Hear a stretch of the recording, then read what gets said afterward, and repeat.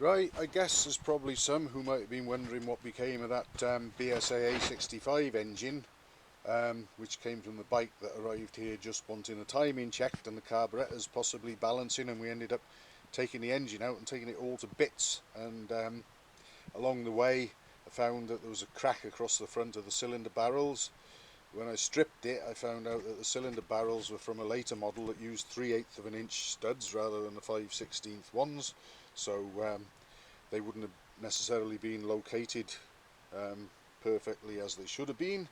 And there were various other things. The crank ended up going off to Aeron, and we put a new timing side bush in there made from a Ford 5000 tractor engine small end bush.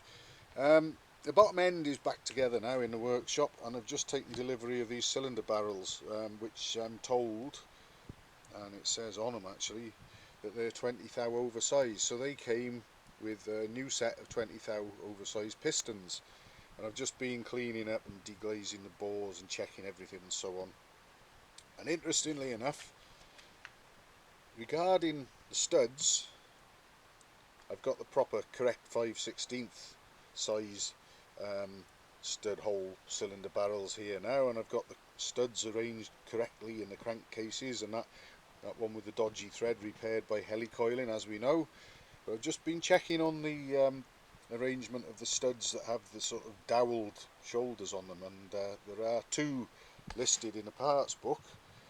There was only one on another set of crankcases that I had here, and obviously one of the studs had been built up with plastic metal to sort of accommodate the 3/8 inch stud hole cylinder barrels that had been fitted. But anyway, I've had a look at everything, and basically what we've got is on the drive side of the engine, in this case at least, you have one of the shouldered 5/16 dowel studs there at the front corner of the cylinder barrels, and then on the timing side we have the shouldered stud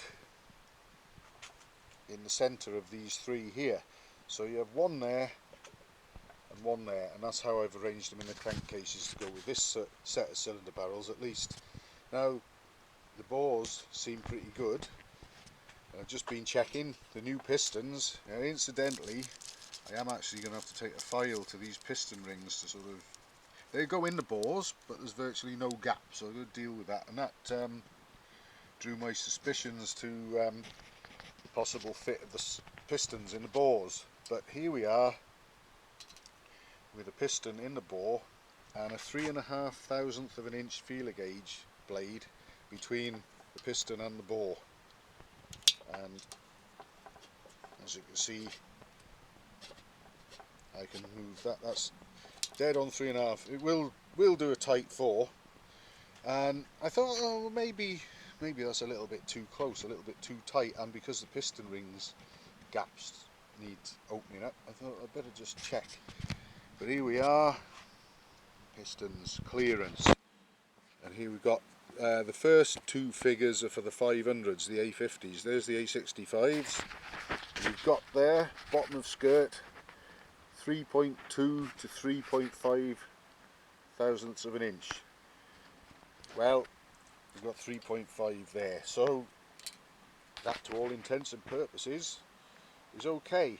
But I'll be just taking the file carefully to the rings just to sort of give them the required gaps, because the ends almost butt up to each other when the rings are in the bores, and that's a little bit too close for comfort. I don't want huge gaps, so I'll set about doing them next, and then I think I'll fit the pistons to the conrods, and we'll get these cylinder barrels cleaned up a little bit more, get the cam follower holes cleaned out and get the cam followers in, etc., and hopefully set about fitting the cylinder barrels. But this engine's going to need good, careful running in when it's put back together if it's going to give its best. I certainly wouldn't want to think that anyone's going to be wringing its neck straight away, because that could be asking for trouble. But I'm happy now I've checked and verified that the specs, or what we've got, is within the specs.